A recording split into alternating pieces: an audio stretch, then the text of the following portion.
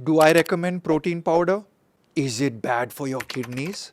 What's the best time to take a protein powder? Can women take protein powder?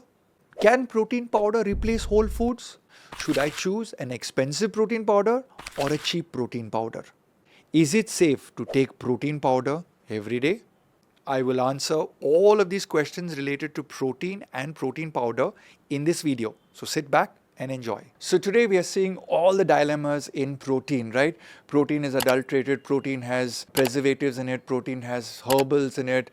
And then people ask me this question, do I recommend protein powders or protein? So my first answer is, everybody on the planet needs protein. 1 gram per kg body weight to survive, 0.8 grams per kg body weight if you are not into heavy activity. And if you're into heavy activity, sports people, 1.2 to 1.5 to 1.8 grams per kg body weight. Bodybuilding is 1.8 to 2.2. So if you're looking to bulk up, you can go up to 2.2 grams per kg body weight. Now, here's the point. I believe that you can achieve your protein load in your diet if you're an athlete. If you're a sedentary person, there comes a problem because you're trying to go low calorie. For example, on a 1,000 calorie diet, if you want to achieve at 70 kgs body mass, 140 grams of protein, that's almost 20% of your daily calorie requirement. But if you're an athlete and you have to eat 3,000-4,000 calories per day, it's very easy to achieve 2 grams per kg body weight because you're achieving a higher calorie base. The problem lies in all the recreational athletes. Recreational athletes are people like you and me who go to the gym for 1 hour, go for Zumba, Pilates, and then our trainers tell us you need protein and we don't have a correct discipline. So we tend to go for protein supplements. So yes, do I recommend protein supplements? I think protein supplements are a nutritional convenience for our protein consumption in discipline. But if you can be disciplined on your diet, you really do not need to take a protein supplement. Is protein powder bad for your kidneys? Well, when taking protein, the protein is absorbed into the human body, digested, broken down to amino acids. These amino acids go into your intestines, get absorbed, and the liver says, hey boss, you know, your amino acids, you have come from protein. I need to filter you, salam saab. You are a VIP protein, you're not a VIP protein. And then the kidneys take over the excess amount of protein to refunnel it back into your body. So, when we take protein supplements, the kidneys may get affected when on a daily basis for a few months, quarters or years, you keep taking excess quantity of protein. What is excess quantity of protein? Excess quantity of protein is, in my opinion, when you take more than 1 gram per kg body weight if you are sedentary.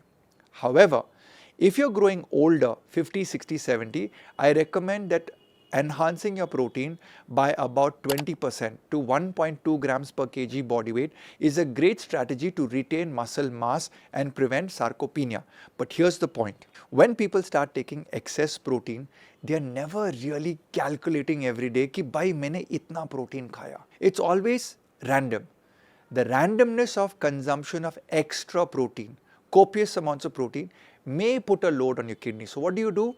Do a liver function test, SGOT, SGPT, GGT, look at serum albumin, serum globulin, and look at your kidney profile for serum uric acid, serum creatinine, and also look at your urine protein, urine bilirubin, and urine creatinine. These are great indicators to tell you whether the more protein or excess protein that you're taking is good, bad, or ugly. Look, people, at the end of the day, look at yourself at protein at normal level, protein at a slightly higher level for muscular growth or hypertrophic training, which is gym training, and then there's a little bit extra which is bodybuilding, and then there's really what we call as excess protein. So I'm not saying that proteins are bad for your liver or kidney, but you could be that bio-individual person born into a family with delicate darling liver and kidney. Therefore, no one size fits for every person. Consult your nutritionist to design how much quantity of protein at what time of the day, and even know which type of protein, because do you know, you could be allergic, let's say, to milk, and you're taking copious amounts of milk or casein protein, and that is creating an inflammatory reaction inside your body. The excess protein may not be creating the problem.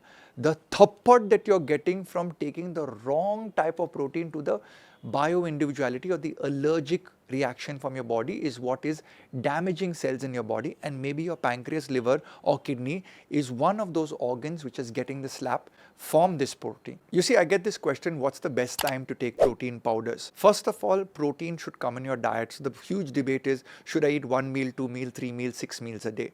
So everybody is bio-individual on the planet. I've been running my co-nutrition clinics for almost 2 decades now, and here's the thought process, okay? I've never given the same nutrition plan to the same person. In fact, the nutrition plan in a person on a weight loss or a weight gain keeps changing. So which means the amount of protein that we give a person fluctuates. The best time, in my opinion, is not the category, but asking how much of protein can I maximum take per meal? And the answer is anywhere between 20 to 30 grams.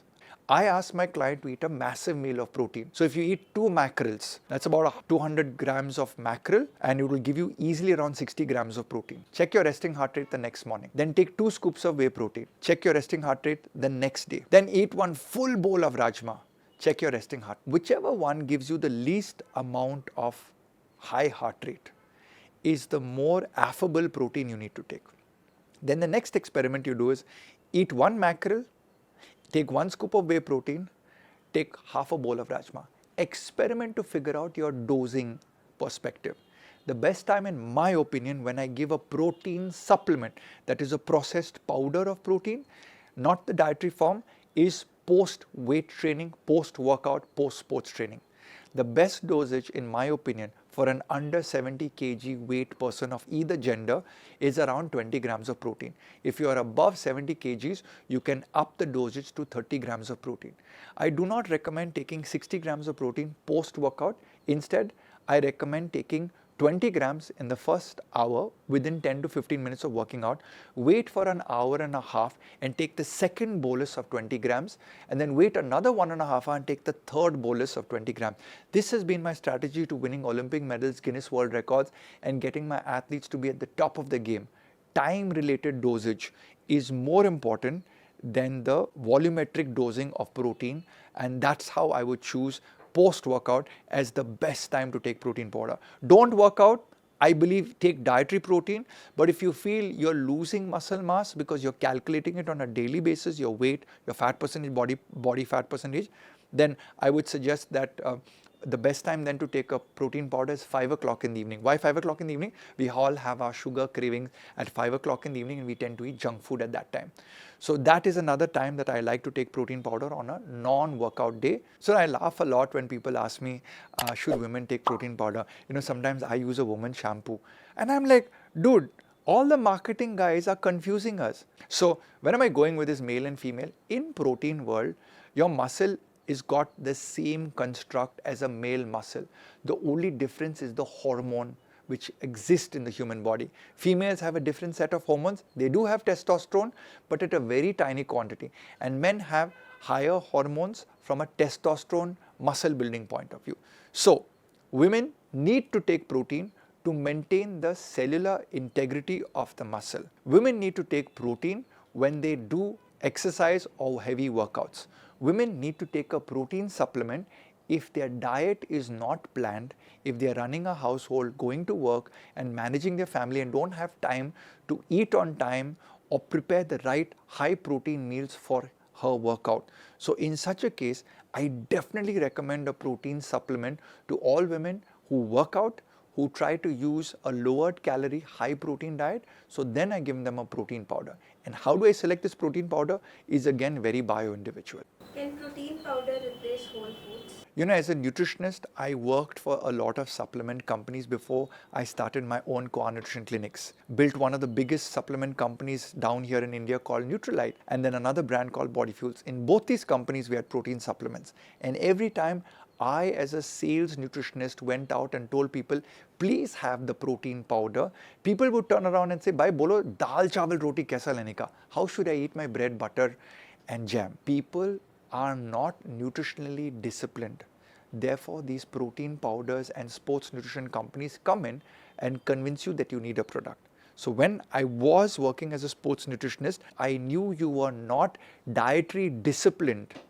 I knew that you did not have a nutritionist. I knew that you were not disciplined in your workout. Therefore, because of all of that indiscipline, the supplement of a protein powder represented a nutritional convenience to your nutritional indiscipline.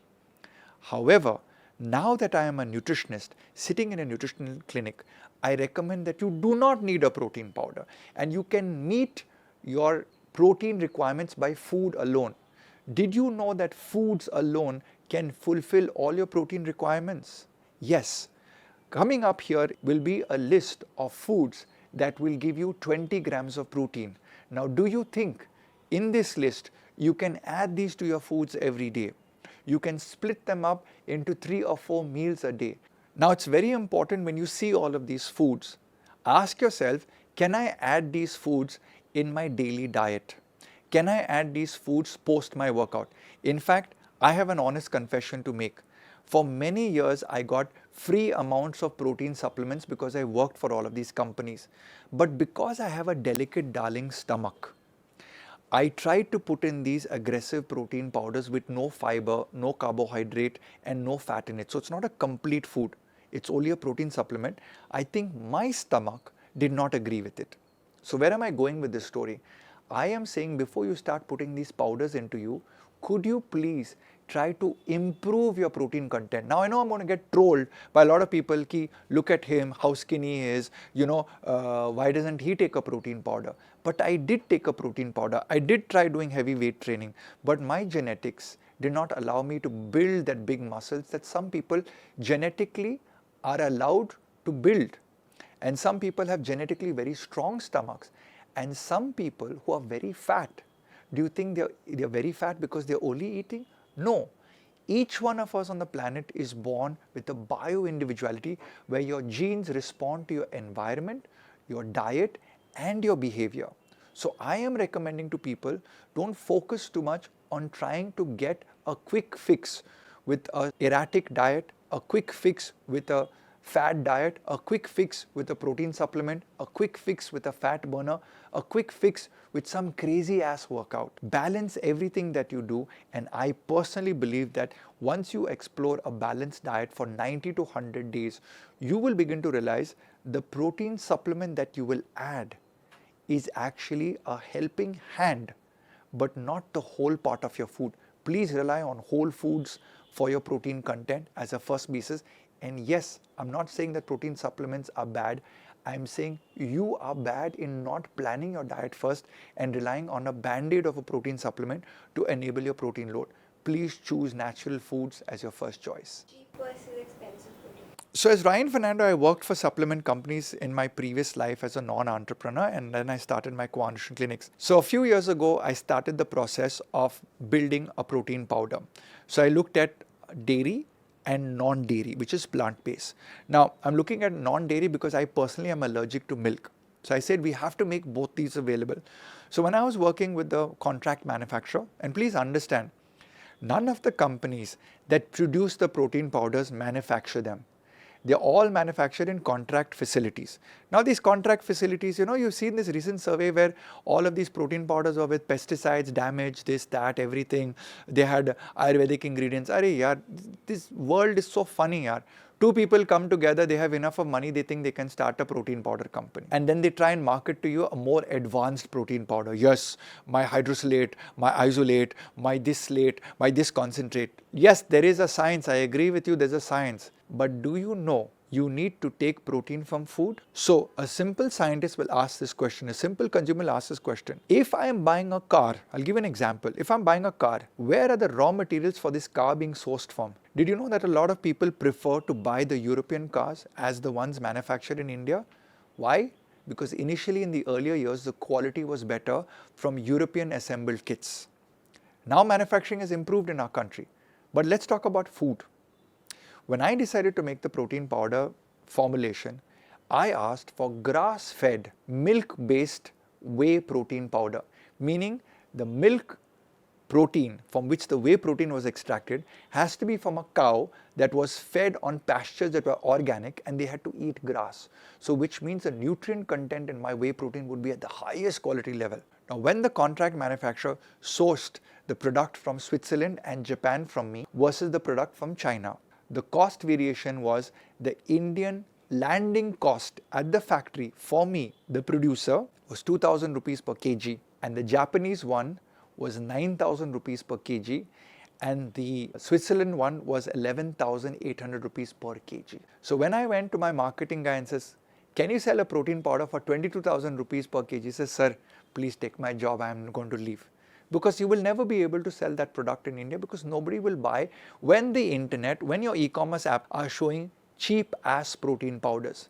Please understand, ladies and gentlemen, all the contract manufacturers try to manufacture at the lowest quality level. We are 1.3 billion rats. That's what's happening in our country. That's why I get irritated as an Indian. The whole world tries to give us cheap ass stuff, and that's where the protein powders are being produced in this country. Cheap ass stuff. So what I tell people is, look for something that is grass fed. Look for something that is organic. And all of these sweeteners, right? India drives on taste buds of sweetness. Are you asking me about taste? Are you asking me about your health? I am a health coach. I will tell you that sweeten your whey protein or plant protein with Manuka honey, Nilgiri's honey. Put in some jaggery. I'm okay with that. I'm not okay with sweeteners like acesulfame, sucralose, aspartame, maltitol, erythritol. Dude, for your taste buds, I'm going to damage your gut. So I was telling my guy, look, I can't put these things. I will give the recipe. Arey baba, banana laga do, chiku laga do, put some coconut water in that, make it much more flavorful. And speaking of flavor, I asked for Godiva chocolate. The Godiva chocolate is one of the best Belgium-based chocolates. Now, my whey protein went up to a cost of 18,000 rupees a kg because we were going to put real chocolate inside the whey protein. So now my protein content came down because I'm putting chocolate powder. So you know what the scientists, food technologists said there? Sir, I have idea, sir. What we'll do? We will put chocolate flavor. Sir, only 80 rupees, sir. That other powder you're putting, no, original chocolate, 300 rupees. Sir, why you want more cost? Anyway, chocolate, no, sir. People won't know the difference. But I, as a coach, knew the difference. So my whey protein now suddenly is at 18,000 bucks. Not feasible. So I'd rather get a naked protein, meaning no flavor, no sugar, no emulsifier, put it into a blender with ice, put my banana, put my choco, put my chocolate powder, not chocolate flavoring, no preservative, blend it, and then take this protein powder every day, because I know you're a guy who works out, you're a girl who works out every day of the year. So every day sucralose. What's happening to your gut? What's happening to your liver? Food for thought, India. And all of these guys, I'm sure there were some real Pandu guys as food technologists in some of these companies. Sir, ashwagandha बहुत अच्छा है, शिलाजीत बहुत अच्छा है, probiotic बहुत अच्छा है. अरे वो तो मल्टीविटामिन ले लेना, विटामिन डी लगा दो. इंडिया में विटामिन डी का deficiency है, आयरन लगा दो. People are doing fuddu creations, man, just adding stuff to protein powders and saying my protein powder is better than your protein powder. But they contain pesticides, they contain heavy metals, they contain all of this crap. If somebody wants to take ashwagandha, which is really good, let's take it as an extract separately so can time the dose and I can deliver the correct dose. In protein powder, you can take 1 scoop or you can take 3 scoops a day, no? So isn't your dosage going up and down? So the concept of people making these elite proteins with all of these Ayurvedic formulations do not work out. They think this is recreational protein, once a day you'll have it. Hence, I'm against addition of stuff to proteins. And speaking of the difference between whey protein and plant protein, depending on your allergy, I would choose the protein. I always ask this question, is it safe to take the protein powders every day? Well, if the protein powder is naked, organic, the food sources of the highest quality is not coming in from China, which has high heavy metal contamination, and China is offering us the cheapest protein in the world because you know what they're doing of goods coming out from there. I'm a huge non-believer of all of the products coming out of that part of the world. Then I'm going to put this crappy third grade raw material stuff into my body and I'm flavoring it with great sweetener and great artificial flavors. They're not even the real flavor, it's not even the real product. So every day, imagine I'm taking chocolate flavor. It's chemical chocolate, okay? It's not real chocolate. Chemical sweetener. Low quality protein. High contamination, heavy metals every day. Imagine taking this every day is going to have an effect on your gut, your liver and your kidney. So it is safe to take a protein supplement provided it's of the highest quality, unsweetened and unflavored. Unfortunately, ladies and gentlemen, we are driven by our taste buds. So when we are driven by our taste buds, we will gravitate to something tasting better. And something tasting better is not necessarily designed for the greatness and safety of your health. So think twice when you want to take a protein powder every day. You can take a protein powder every day if you work out every day, if you eat diligently every day, and if you choose your protein powder based on a blood test, based on a food intolerance, based on the organic profile of that protein powder, because then I would say, tick mark, it's worthy to enter the most expensive real estate you own, which is your body.